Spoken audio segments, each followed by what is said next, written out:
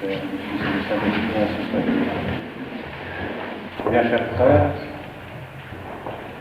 voici venus, réunis, venant de loin, venant de diverses contrées, de diverses régions, de divers pays même, pour porter vos enfants et afin qu'ils reçoivent le sacrement de confirmation. Que vous ayez le désir que ce sacrement de confirmation soit donné d'une manière authentique à vos enfants, c'est un désir qui est bien légitime. Oh, je n'irai pas jusqu'à dire que le sacrement de confirmation donné aujourd'hui ne serait pas valide. Il pourrait se faire que ce soit. Il pourrait se faire que les sacrements ne soient pas valides. En tout cas, il peut se faire que les sacrements soient douteusement valides, c'est-à-dire qu'ils soient douteux.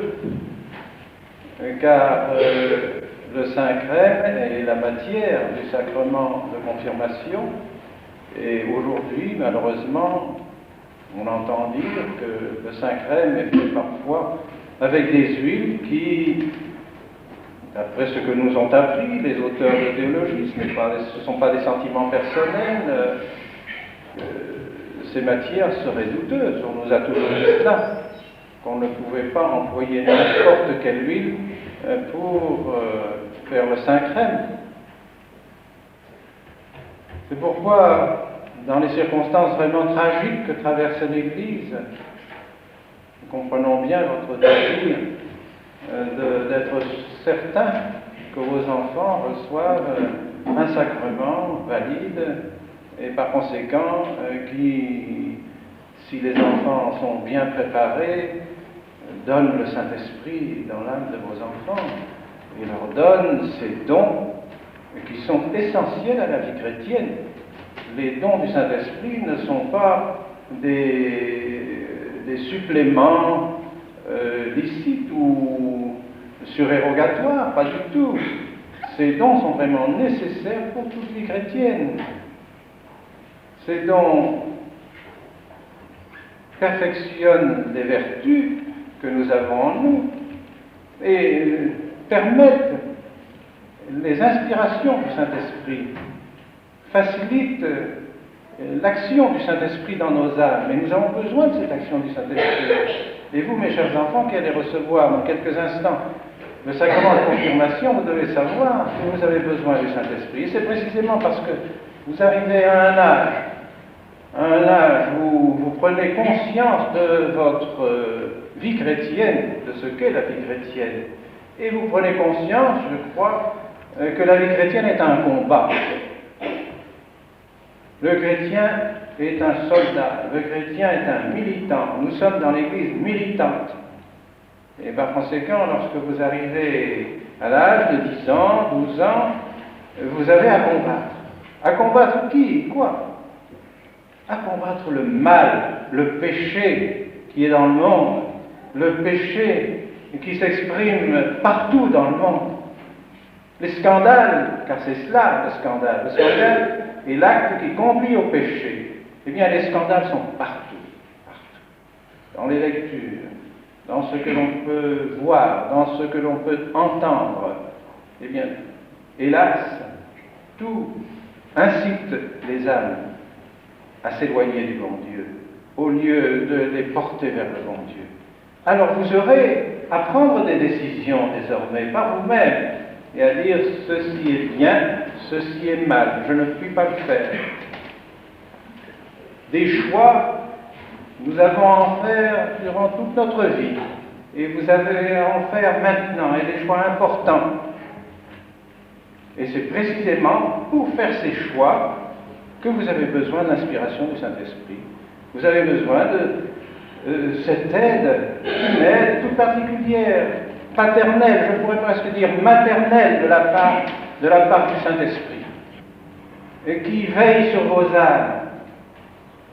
Vous voyez comme le Saint-Esprit est descendu dans la Vierge Marie et a transformé sa vie de mère de Jésus. Le Saint-Esprit est descendu sur les premiers chrétiens d'une manière même visible, transformant leur vie. Il est descendu sur les apôtres au jour de la Pentecôte. Et voilà que ces apôtres, qui étaient des hommes craintifs, peureux, qui craignaient la persécution, qui s'enfermaient, se cachaient devant la persécution des chefs d'alors, n'est-ce pas, des scribes, des pharisiens, eh bien, les apôtres sont devenus des soldats valeureux, des héros, des témoins, des martyrs. Ils ont osé affronter n'importe qui.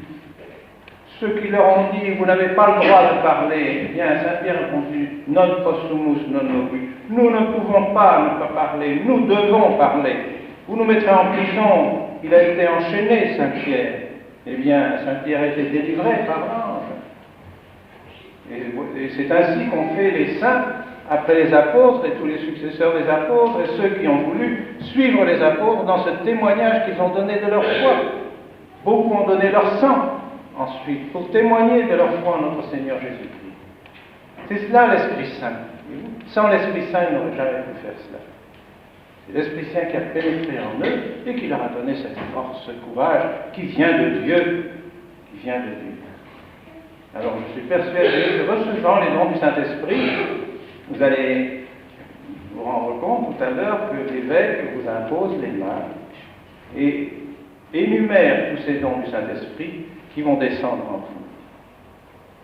Comme vous avez 7 vertus, les 3 vertus théologales, j'espère que vous les connaissez, qu'on vous les a apprises, la foi, l'espérance et la charité, vous avez les 4 vertus morales, la prudence, la justice, la force et la tempérance.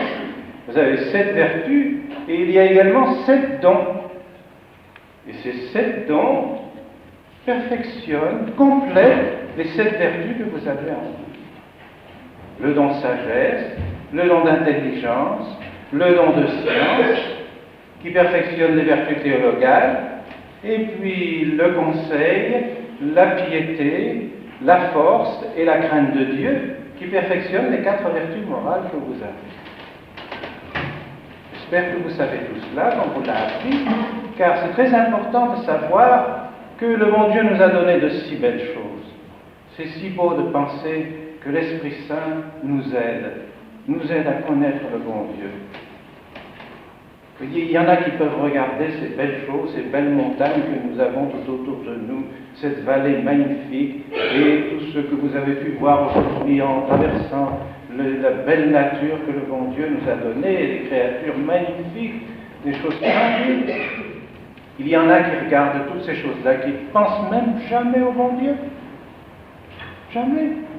Ils s'imaginent bien que ce sont les hommes qui ont fait ça. Que l'homme est le maître de la nature, et il ne pense qu'à ce que l'homme peut faire avec la nature, mais il ne pense jamais à chanter les louanges du bon Dieu, en disant comme c'est beau, tous ces glaciers, cette neige, tous ces fleuves, ces nuages, ces arbres, ces forêts, ces fleuves, ces rivières, tout cela qui nous est donné par le bon Dieu. Et cela n'est rien en comparaison de ce que le bon Dieu a mis dans nos cœurs et dans nos âmes. C'est si beau une âme, c'est si beau une âme qui est vertueuse, une âme qui a reçu le Saint-Esprit, une âme qui pense à Dieu, qui est unie au bon Dieu, qui prie Dieu, qui est une âme de prière, qui quand elle vient dans une chapelle, dans une église, s'élève vers le bon Dieu, remercie le bon Dieu, chante les louanges du bon Dieu, même dans la souffrance, même dans les croix, même dans les épreuves. Et oui, il y en a combien qui ont été dans les camps de concentration, combien qui ont été emprisonnés, qui ont retrouvé la foi dans les camps de concentration et dans les prisons. Le bon Dieu sait ce qu'il fait lorsqu'il nous envoie des épreuves. Si nous savons les recevoir, si nous savons les accueillir, les croire, si nous savons être de vrais combattants, le bon Dieu nous donne la grâce, il nous donne la lumière. Voilà ce que fait le Saint-Esprit. Voilà ce que fait le bon Dieu pour nous. Et dans quelques instants, vous allez donc recevoir ce sacrement qui confirme les grâces que vous avez reçues au baptême. Car vous avez reçu le Saint-Esprit au baptême. Lorsque le prêtre a dit « Exi immonde spiritus » « Sors, esprit immonde spiritus » sort de cet enfant. Et dalocum spiritui sancto. et laisse la place au Saint-Esprit.